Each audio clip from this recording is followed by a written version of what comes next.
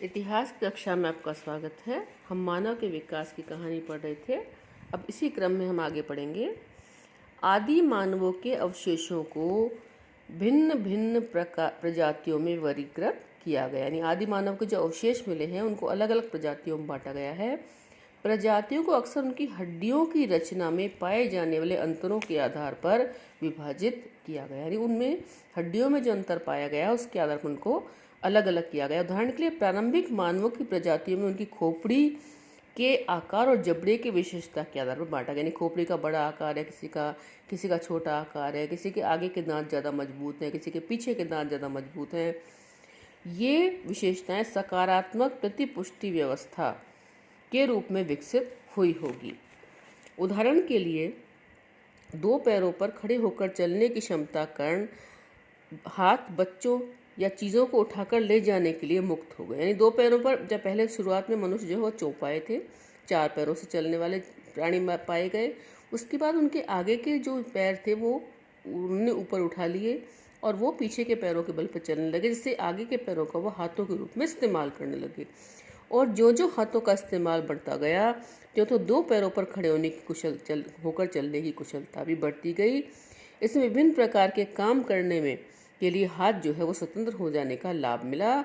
साथ ही चार पैरों के बजाय दो पैरों में चलने के से शारीरिक ऊर्जा की खपत भी कम होने लगे। दो पैरों से चलने के कारण ताकत भी कम लगानी पड़ी, हाथ आज़ाद हो गए, हाथ से तरह तरह काम करने लगे। इसलिए दौड़ते समय यह लाभ उल्टा हो गया।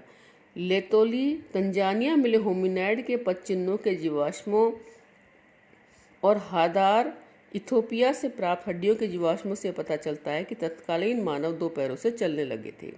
लगभग 25 लाख वर्ष पहले ध्रुवीय हिमाच्छादन से हिमयुग के प्रारंभ से में जब पृथ्वी के बड़े बड़े भाग बर्फ से ढक गए तो जलवायु और वनस्पति की स्थिति में बड़े बड़े परिवर्तन आए। शुरुआत में हिमयुग कहते हैं जबकि चारों तरफ बर्फ ही बर्फ दिखाई देती थी, बर्फ के पहाड़ दिखाई देते थे, वनस्पति पेड़ पौधे इत्यादि कुछ नहीं थे।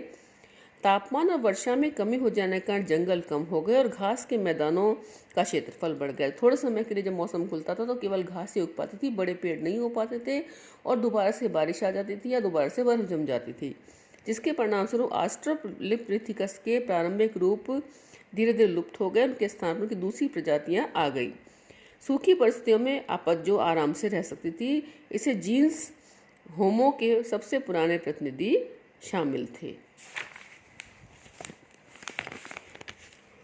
होमो लातिनी भाषा का शब्द, इसका अर्थ है आदमी।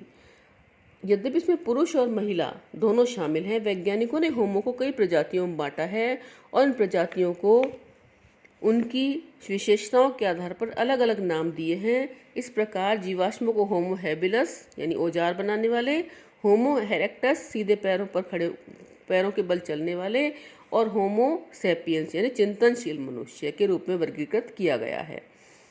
होमो हैबिलस के जीवाश्म इथियोपिया में ओमो और तंजानिया में ओल्ड दुबई गांवों में प्राप्त किए गए हैं। होमो इरेक्टस के प्राचीनतम जीवाश्म अफ्रीका और एशिया दोनों महाद्वीपों में पाए गए हैं तथा कुबीफोरा और पश्चिमी तुर्काना, केन्या, मोर, जकार्ता और संगिरन जावा एशिया में पाए गए जीवाश्म अफ्रीका में पाए गए जीवाश्मों की तुलना में पुराने समय के, परवर्ती काल के नहीं, उससे पहले के समय के हैं। इसलिए यह अधिक संभवतः है कि होमिनिड पूर्वी अफ्रीका से दक्षिण उत्तरी अफ्रीका, दक्षिण तथा पूर्वोत्तर एशिया और शायद यूरोप में भी 20 से 15 लाख वर्ष पहले गए। ये प्रजातियां लगभग 10 लाख वर्ष तक जीवित रही, यानी ये प्रजातियां जो थी होमो हैबिलस, होमो इरेक्टस और होमो की जो प्रजातियां थी, जैसे कि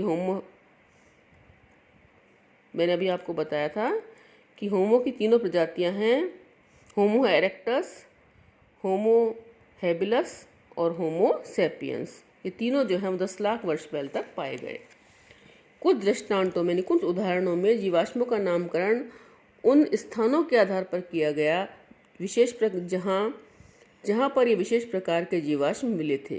जैसे कि जर्मनी के शहर हाइडलबर्ग में पाए गए जीवाश्मों को होमो हाइडलबर्गेसिस कहा गया, जबकि नियंडर घाटी में पाए गए जीवाश्मों को होमो निअंडरथैलेंसिस श्रेणी में रखा गया।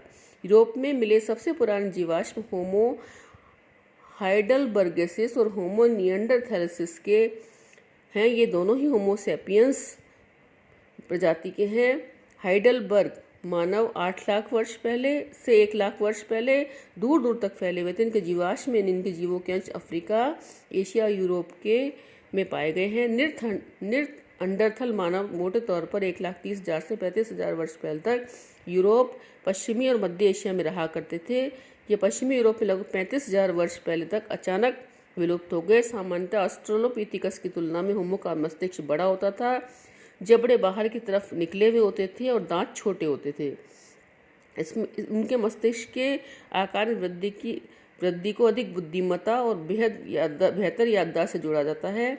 जबड़ों तथा दांतों में हुआ परिवर्तन संभवतः उनके खान पान में हुई भिन्नता से संबंधित था।